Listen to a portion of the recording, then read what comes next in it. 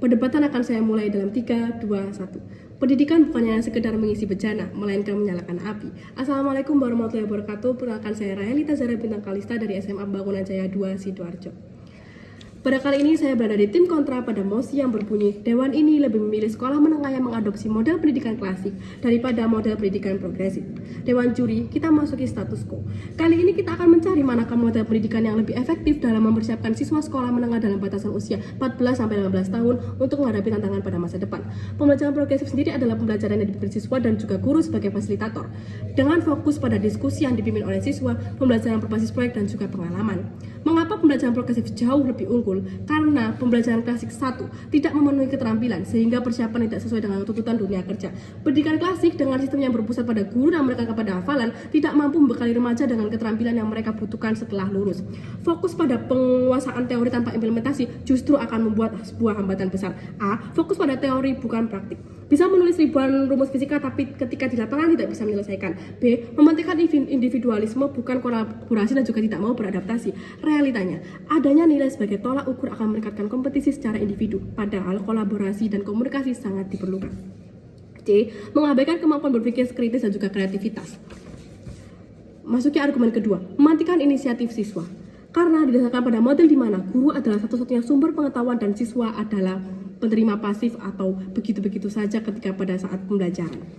Dewan juri, dunia lawan akan selalu mengandalkan pendidikan klasik standar akademisnya akan lebih tinggi dan juga terukur. Maka akan saya sanggah, memang terukur tapi tidak relevan. Menghasilkan nilai bagus yang diukur dari kemampuan menghafal dan mengulang informasi tidak menjamin kemampuan siswa itu untuk mengimplementasikan pengetahuannya tersebut dalam situasi nyata.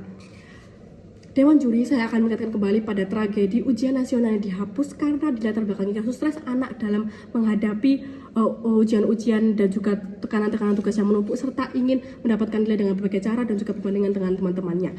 Dunia pendidikan klasik harus mengkhawatiri bahwa fokus pada nilai memicu pada kecemasan. Sebaliknya, di dunia progresif, fokusnya bergeser dari kompetisi menuju kolaborasi dan penguasaan materi. 1. Disiplin yang dipaksakan versus disiplin yang tumbuh. Disiplin yang diajarkan dalam pendidikan klasik adalah disiplin dari luar, sedangkan pendidikan progresif menumbuhkan disiplin dari dalam diri siswa itu tersebut. Karena mereka termotivasi oleh proyek yang mereka pilih sendiri seperti definisi pada awal, disiplin dunia kami jauh lebih berkelanjutan dan juga lebih kuat.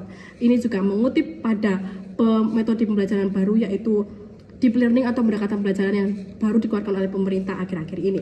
2. Karakter dibentuk melalui aksi bukan teori. Pembaca tulisan panduan beretika memang mudah tapi tidak sama dengan saat kita ingin mempraktekannya. Karena karakter harus relevan dengan konteksnya. Pendidikan progresif melalui proyek kolaboratif mengajarkan siswa bagaimana berkompromi, menyelesaikan konflik, dan bertanggung jawab terhadap tim. Sehingga poin-poin ini secara langsung membentuk karakter yang kuat sesuai dengan tujuan pendidikan progresif. Dewan juri, rangkaian argumen yang telah saya berikan berisi betapa unggulnya pendidikan progresif. Ini akan menggiring tim lawan dan mereka akan mengatakan pendidikan progresif akan mengabaikan dan akan mengatakan bahwa pendidikan progresif itu mengabaikan fondasi pengetahuan dan juga tidak berstruktur. Maka akan saya jawab, bukan mengabaikan tetapi mengintegrasikan. Pendidikan progresif tidak mengabaikan pengetahuan dasar, sebaliknya ia mengintegrasikan pengetahuan tersebut dalam konteks yang berwarna dan juga selanjutnya, memiliki pengetahuan dangkal tidak masalah jika mereka tahu cara mencari informasi.